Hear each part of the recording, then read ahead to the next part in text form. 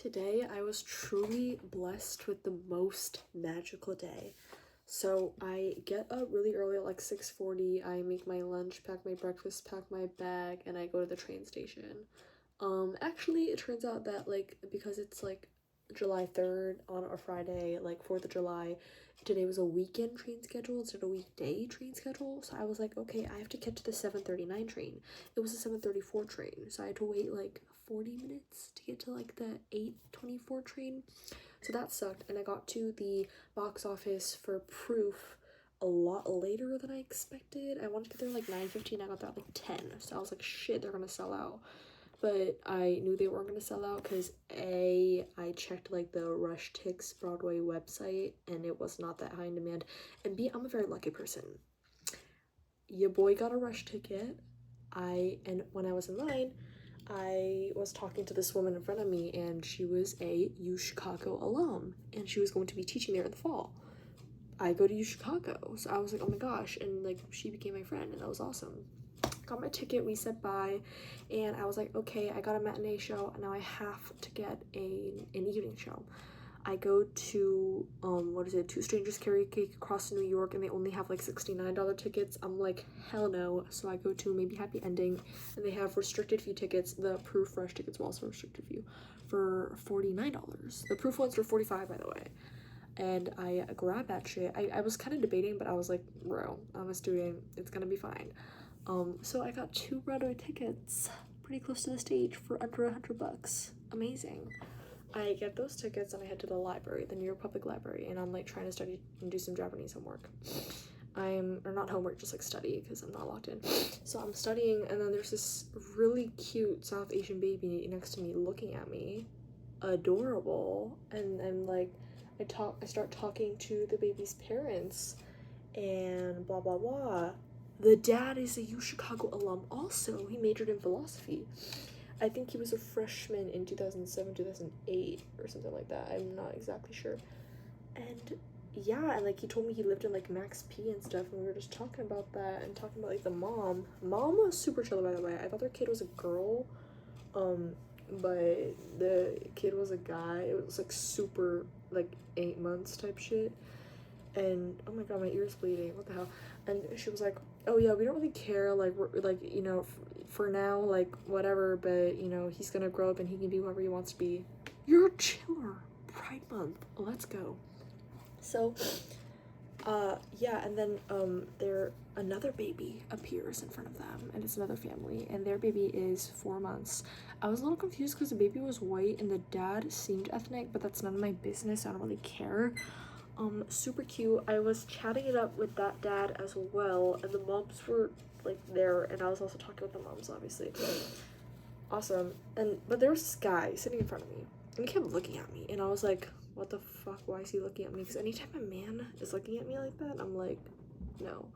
So he's looking at me, and I'm just like, anytime I look at him, he like darts his eyes down, so I'm like, okay. And then he like eventually kind of joins our conversation, where like the 4-month-old baby's dad is like, hey, how are you doing? He's like, hey, how are you? Because we're all just talking, we're having a good time. I'm talking about my brothers, me and my brother's age gap, like 15 years, 8 years, 9 years. And what am I talking about? Anyway, yeah, and then anyway, they all leave. They're all gone. And then the guy who's sitting in front of me comes back. And he asks the person who took his spot, like, hey, have you seen blah, blah, blah? And he's like, no. And he leaves. I look at him. He's wearing a U Chicago hat. 3 U Chicago people I meet in the span of 3 hours? 2 hours in the city? What is this? Is it U Chicago Day? Also, mind you, Proof is written by David Auburn, who is a U Chicago alum, who I got to meet. And the play is set in Hyde Park, aka the location of U Chicago. And the character that Don Cheadle plays, Io Bree's dad, aka... oh my god, I forgot the character's name. Oh my god, I'm awful. He's the U Chicago professor. They used the word quarter instead of semester. Yes, they did. Whatever. I'm chilling. I'm like, genuinely, I see him with the hat on, and I'm like, because I'm like, is this walk the plank? Walk the prank? Like, what is this? Anyway, I eat the rest of my breakfast. I eat my castera, and then I go to the play fucking phenomenal. Like, I am cackling and hooting and hollering and like screaming and clapping really loud. The lady next to me got a little startled at the end of the show, and I was like, wow, and she was like, and I kind of felt bad. But I want to express my gratitude, because if I'm on stage and I hear someone being that loud, I would feel amazing. Also, the guy in front of me kept turning around. Sir, I'm sorry, I'm just enthusiastic. I'm sorry. It was absolutely phenomenal. I'll do another video on the review. So fucking good. Also, just seeing a Korean actor on stage and knowing that like he succeeded in so many aspects of musical theater as a Korean person was also just like super encouraging and inspirational and touching. Anyway, we're waiting at like the, not meet and greet, what is it called? Bro, I don't know. We're waiting there. Ayo and Dawn don't come out. Also, I'm a hardcore long-time Marvel fan, by the way. Obviously, I stopped liking them for obvious reasons, but like during the pandemic, I was a little late, but that was my shit. Just seeing Dawn and Ayo up there. Ayo, she's a fucking star. Anyway, I get to meet the person who played Ayo's older sister. It was her Broadway debut. She was phenomenal. Normally you're like, oh, an understudy, and they're like not that good. Like, I've had one experience where the understudy did not meet my expectations, just because the original actress that I was expecting is like fucking phenomenal. It was not bad at all. Like, I obviously would have done worse. But she was stellar. Like, oh my god, she was just stellar, like absolutely incredible. And I talked to her and I was telling her like, oh my gosh, I just like loved like the character, the way you made it, and how like she kept pushing, even though like if she could just like calm down and listen, things would have been okay. But I knew she was trying to do the right thing. She was like, that's exactly what we went through and worked to get. I'm so glad you got that. And I was like, yes, bro, incredible. I got to talk to Jin Ha, the Korean actor I was talking about, in Korean, and like tell him like it meant so much to me to see a Korean actor on Broadway as a Korean person pursuing musical theater, and like it was just so inspirational. And he was like, you know, I had role models like that too, and like I'm just so blessed and happy. Also, he's really handsome in person. Like from stage, he's like really far away, so I couldn't see that well, but it was just like, I don't mean this in a demeaning way. I mean this in like just a face. Like my face is just a face. He was like just there, but like in person, handsome. Handsome. Like I took a photo with him and I was like back at it and I was like, face card, hello? Anyway, so that was an incredible experience. And then I made 3 more friends while I was waiting. And then I went and got 2 slices of veggie pizza and a Doke and some water, which was incredible. And I went to the bathroom and I shit, and I've been having problems shitting, so it was a good, nice shit.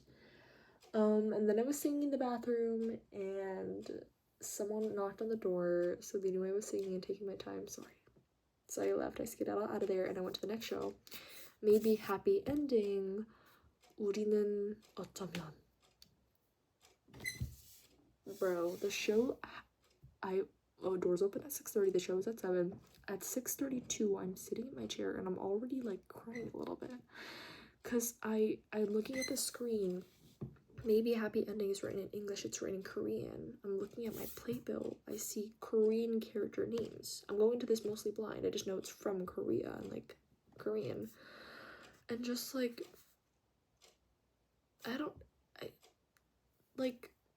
my culture and my language, which makes up such a deep part of me, is being portrayed onto what has been my dream for the past couple of years. And like the feeling of that is just incredible.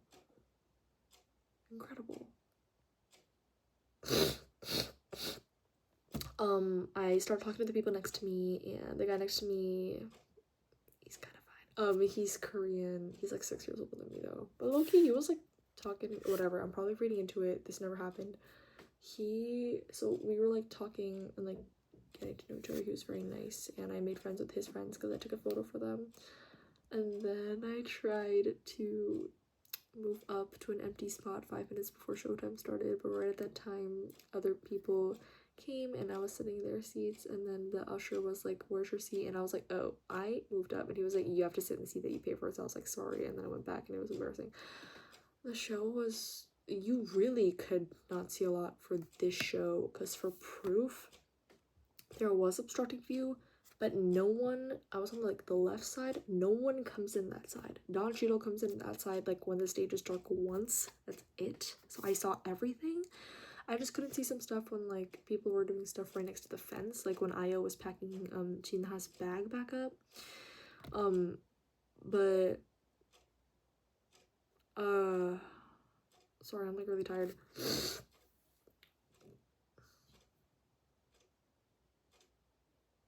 Oh yeah, but maybe happy ending, it's like there's a lot of screens and stuff, so it's not like stage room, because there were rooms, there was depth, so it makes it harder to see when you're looking at it from the side and the room is like this.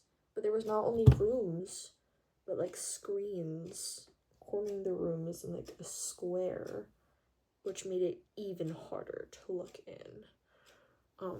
But I got the gist. It was okay. $49 on fucking Broadway, 6 Tony nominations.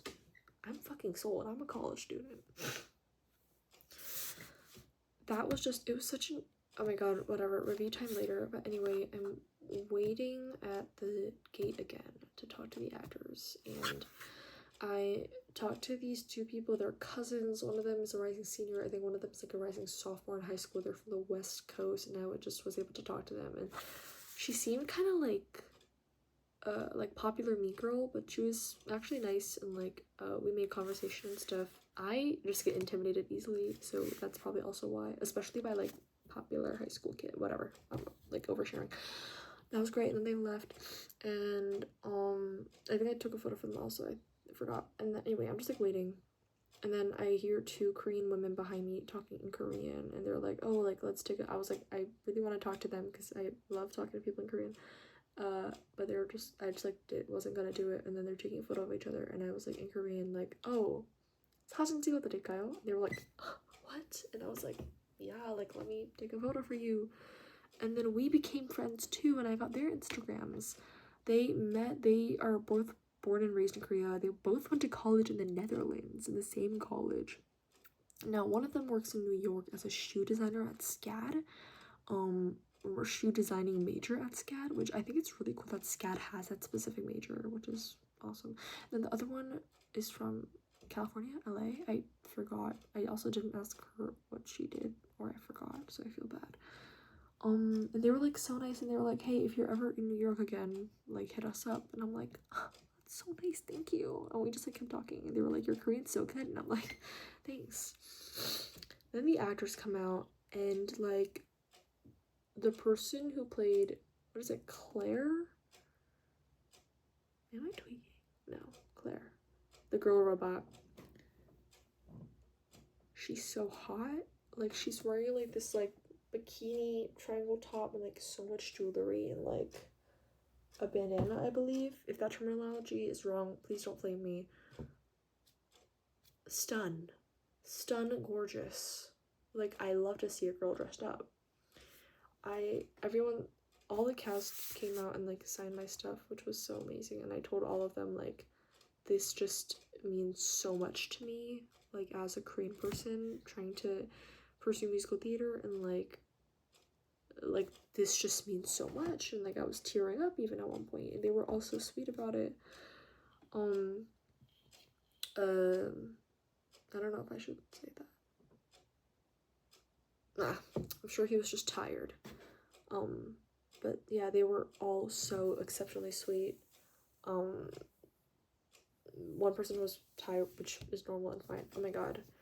And one of them, like the guy who played the jazz singer, like,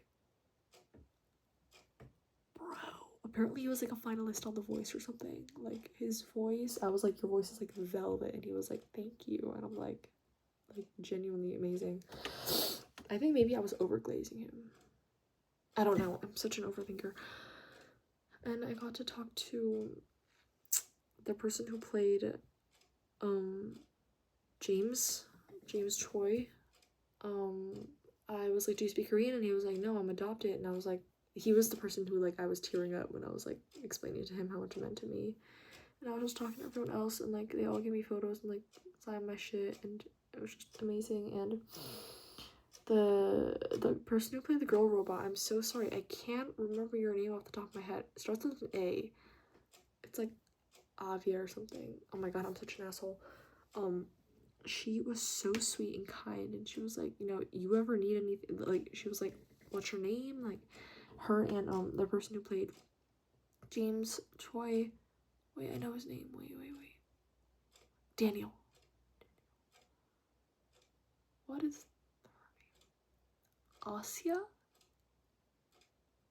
Anyway, I am awful for not knowing that.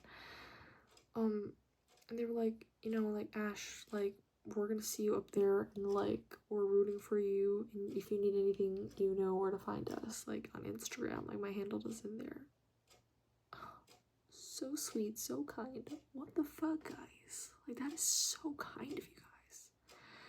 So obviously, naturally, I follow everybody on Instagram, and the Daniel, he follows me back. Oh my god. I post everything, like the photos I took on my story, and like how incredible it was, and I tag all of them. He puts it on his story. I think also because he was the person I was like tearing up when I talked to you, I like hit him in the heart a little bit probably. But I was like, wow. Not to be shallow, I didn't know you can network like that. Like, I was just being honest and like truly saying how I feel. I am such a yapper. This is supposed to be 10 minutes. But like, you know, I am so blessed by God to have this charisma and to not be able to shut up, because now people know me and know my name. But yeah, that was the extent of my day. Just beautiful. I saw 2 like soul healing incredible pieces of artwork with representation, right? Like, I didn't know that could do that to you, you know? I didn't know that could make me tear up and be emotional like that, but it just meant so much. I made so many friends today. I am so rejuvenated and inspired by this artwork and theater, and it just makes me want to not give up and work harder and harder and harder and destroy everyone and reach my dreams and achieve my goals. And obviously destroy everyone is not actually what I mean. What a perfect day. Just, I'm so blessed. I think being human is such an amazing, wonderful thing. And oh my god, it's all coming together. Both proof and maybe happy ending. They're at their core, it's humanity. And you could argue that, like, you can just say that for every musical, but like, what really stuck out to me about Proof is the humanity of it all. All the dialogue, so natural. All the characters, so human. You could see their motives in the fact that they wanted to do good things, but that they just kept fucking up and weren't able to do it the right way, and just making all these mistakes and not apologizing for them, and like, but still trying to fix it. Just so human. Then you have maybe happy ending, which all these interpersonal relationships between the robots themselves and the robots and their previous owners, human. You fall in love. Not saying this is immoral at all, but like, the Claire's owner's husband had a wife and fell in love. I'm not saying you should do that, but at the end of the day, that's a human thing to do. It's a human thing to fuck up like that, and it's a human thing to fall in love. And it's a human thing to get rid of the robot after that, after your husband freaking falls in love with her. And it's a human thing to make that mistake and not realize that you can't erase the memory. And Oliver's previous owner, like, it's so human to like lie to protect someone and to want to be there for your son and to make this kind of mistake of like giving your son this complex. And it is so human that Oliver and Claire fell in love, and as robots they logically knew that they shouldn't have done that, but they did anyway, and they wanted to stop it and they couldn't, and they wanted to erase it and they both didn't. And all these interpersonal relationships and the people I met and the wonderful actors who like show me that this is like a possible thing to achieve my goals and dreams as an Asian person, which I never doubted I could.